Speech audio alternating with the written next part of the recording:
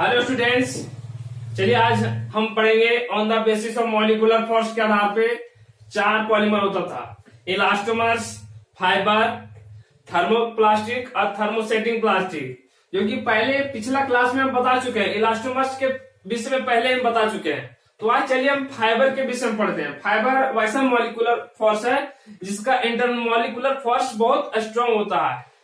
क्या होता है? बहुत स्ट्रांग होता है। जैसे कि हम लेते हैं एच बॉन्डिंग और डायपोल डायपोल इंटरैक्शन। तो चलिए स्टूडेंट्स, हम फाइबर का डेफिनेशन बताते हैं। These polymer molecules are held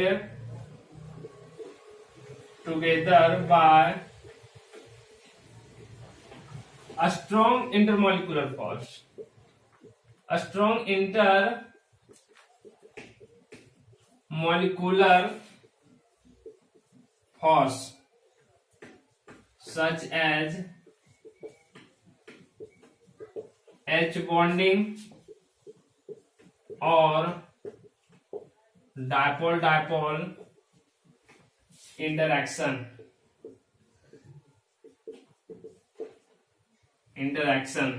example हम इसका ले सकते हैं स्टूडेंट्स। नायलॉन 6 एक हम नायलॉन 6 ले सकते हैं।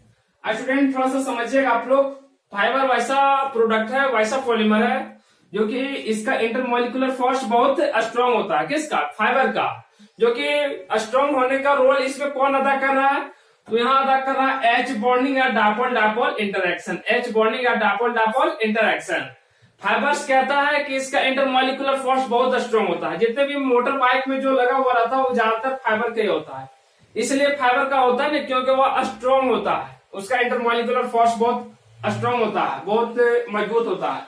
तो चलिए स्टूडेंट्स, लेकिन इसका definition, this polymer molecules are held together by a strong intermolecular force। कैसा रूप में है? A strong intermolecular force such as H bonding, या फिर हम बोल सकते हैं dipole dipole interaction. H bonding या डायपोल डायपोल इंटरैक्शन, जिसका एग्जांपल हम लिए हैं नायलॉन 6 या फिर नायलॉन 6 लिए हैं।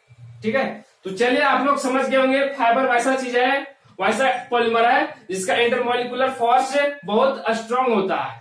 हम उसे कहते हैं फाइबर। हम उसे क्या कह सकते हैं? फाइबर। जो कि इसका इंटरमॉलिक्यूलर फोर्स स्ट्रांग होने का रोल अदा कौन कर रहा है? तो एच बॉन्डिंग और डायपोल डायपोल इंटरैक्शन। तो चलिए आगे हम बताते हैं थर्मोप्लास्टिक। चलिए थर्ड पॉइंट है थर्मोप्लास्टिक। आप लोग थोड़ा सा याद करने का ट्रिक देखिएगा। थर्मो कहने मतलब कोई भी चीज होता है उष्मीय, इसे हम गर्म कर सकते हैं। थर्मस कहने का मतलब क्या होता है? गर्मी है, जिसमें हीट उष्मा का ज्यादा प्रभाव होता है। क्या होता है? उष्मा, जिसे हम हीट कर सकते हैं। तो कहने का मतलब थर्मोप्लास्टिक बोला है। क्या बोला है? थर्मोप्लास्टिक। तो थर्मोप्लास्टिक वैसा पॉलीमर है जो कि एक बार इसे हीट कीजिएगा तो सॉफ्ट हो जाएगा और कूल कीजिएगा तो हार्ड हो जाएगा। और इसका इंटरमॉलिक्यूलर फोर्स क्या होता है? तो इलास्टोमर्स और फाइबर के बीच में होता है। इसका इंटरमॉलिक्यूलर फोर्स इलास्टोमर्स और फाइबर का बीच में होता है। किसका? थर्मोप्लास्टिक का।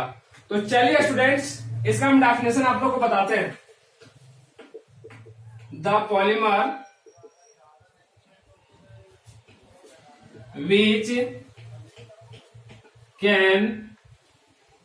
which can be soft on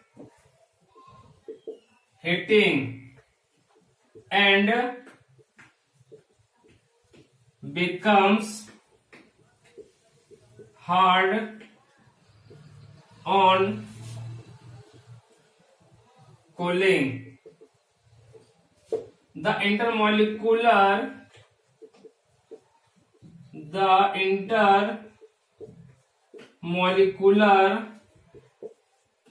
force of attraction. These polymer molecules are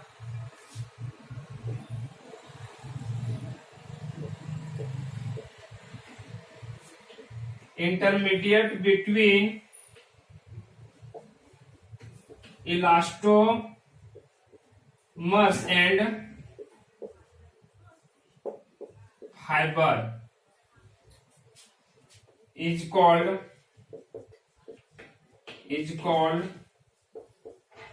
thermoplastic. Example हम इसे ले सकते हैं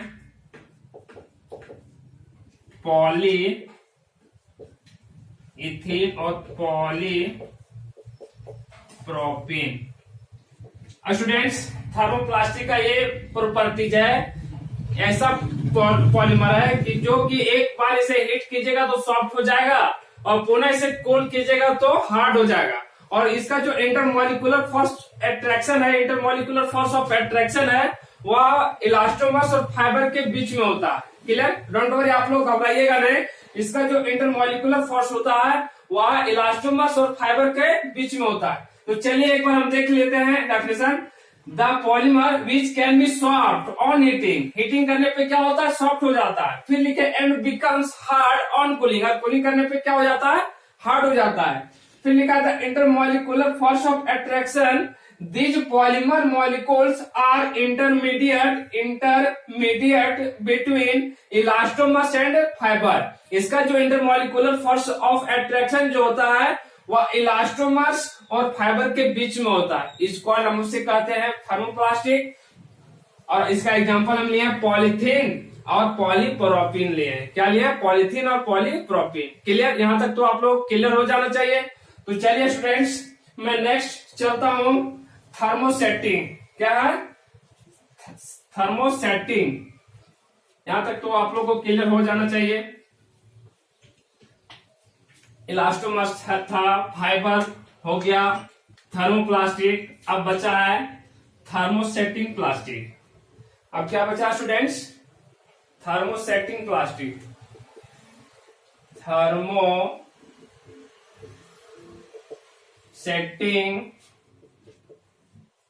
प्लास्टिक, ये ऐसा प्लास्टिक है, ये ऐसा पॉलीमर है, इसे अगर आप हीट कीजिएगा तो ये मेल्ट नहीं करेगा, पिघलेगा नहीं, या इसका जो मतलब वास्तविक जो होता है वह इसमें परिवर्तन नहीं होगा। ये प्लास्टिक में कोई परिवर्तन नहीं होगा।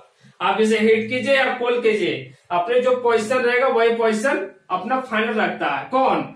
Thermosetting plastic. थर्मोसेटिंग प्लास्टिक का कहना है कि आप हमें कूल कर दीजिए या फिर हीट कीजिए, हम अपने अवस्था स्थिति में कोई चेंज होने वाले नहीं है। कौन कहता है? थर्मोसेटिंग। एक बार इसे सेट कर दीजिएगा तो वह फिक्स है कि वह सेट रहेगा, वह पिघलने और फिर नहीं जाने वाला है। तो चलिए हम स्टार्ट करते हैं थर्मोसेटिंग प्लास्टिक। लिखेंगे the polymer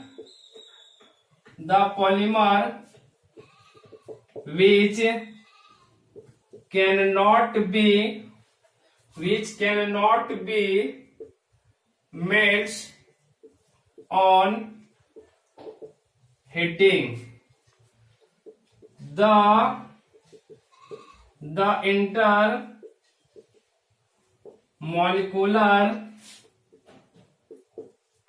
the intermolecular force of attraction are very strong। क्या होता है students? very strong is called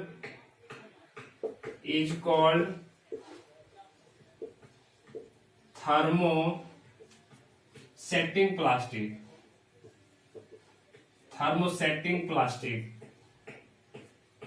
जो कि इसका एग्जांपल हम ले सकते हैं बैकेलाइट। क्या है?